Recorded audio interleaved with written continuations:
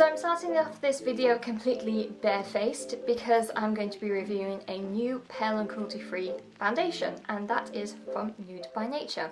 I say new, I've been literally using this for about 6 months, and it's not because this video has taken me 6 months to make, but because I really wanted to road test it in a variety of different scenarios. Nude by Nature is actually an Australian brand. It only came to the UK in I think about May last year.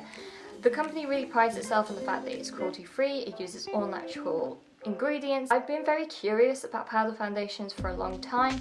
I just haven't really found one that really suits my skin type and colour. I got this powder foundation in N2 Classic Beige, and to be honest with you, it is actually too dark for me.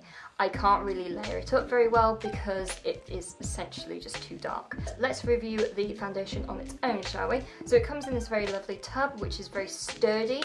I have travelled with this, it hasn't come undone, anything like that. How I like to get products out of the casing, because that kind of mesh sort of is a nice barrier to make sure firstly it doesn't go everywhere, which is very helpful, but you firstly need some product to work with. So I like to take the product upside down, tap it a bit, unscrew, and then I have probably the amount that I need in here that's kind of just above the mesh.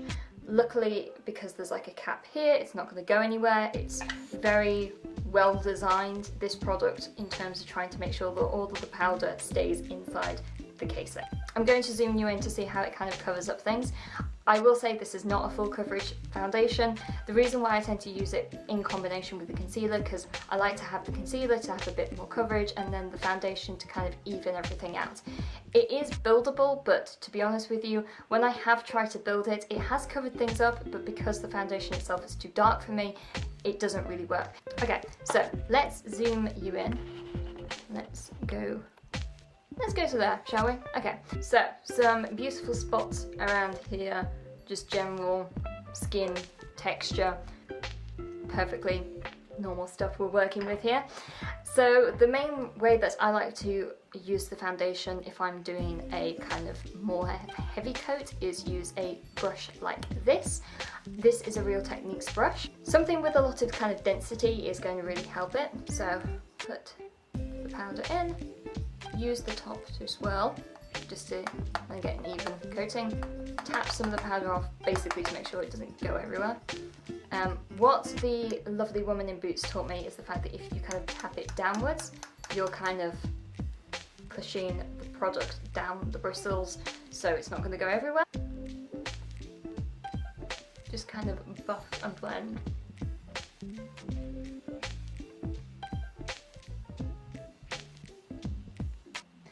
It is a semi-matte finish, I will say.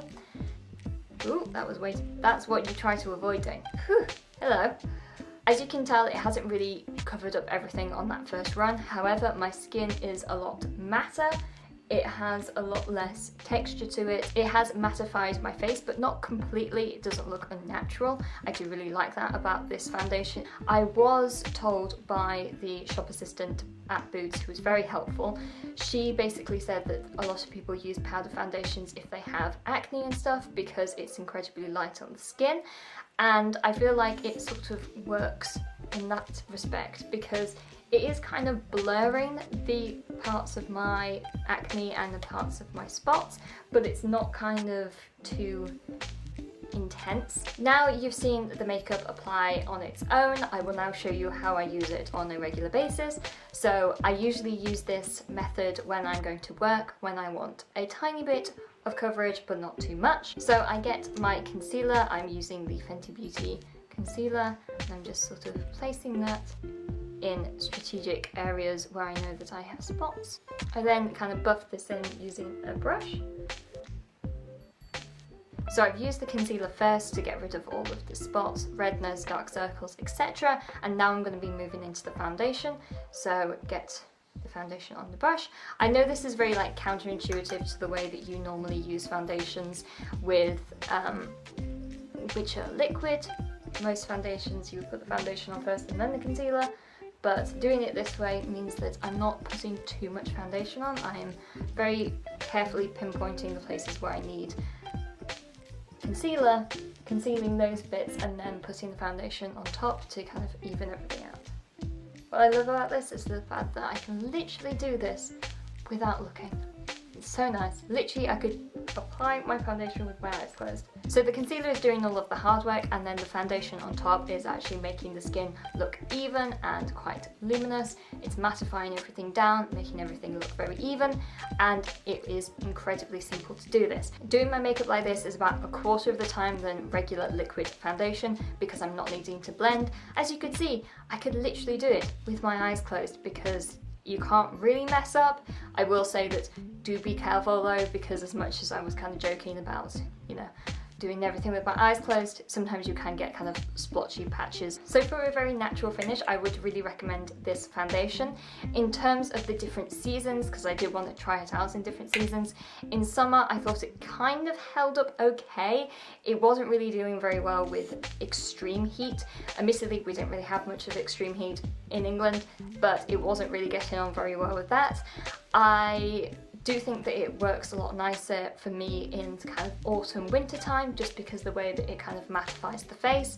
If you're wanting a matte look all year round, then it would be fine. I just prefer a slightly dewier finish in the summer. However, in summer it was quite nice to just sort of slap this on and not really have to worry about it and have a very light, natural look to the skin. Obviously it is buildable. I would build it and I would use it kind of to apply several layers to kind of get up a really nice consistency, but because it is quite dark for me, this is the lightest shade, but it's still too dark for the super pale. So that is the end of this review. If you want to see more pale and cruelty-free videos, then please click here, and if you want to see my latest video, please click there. That was very awkward. I apologise.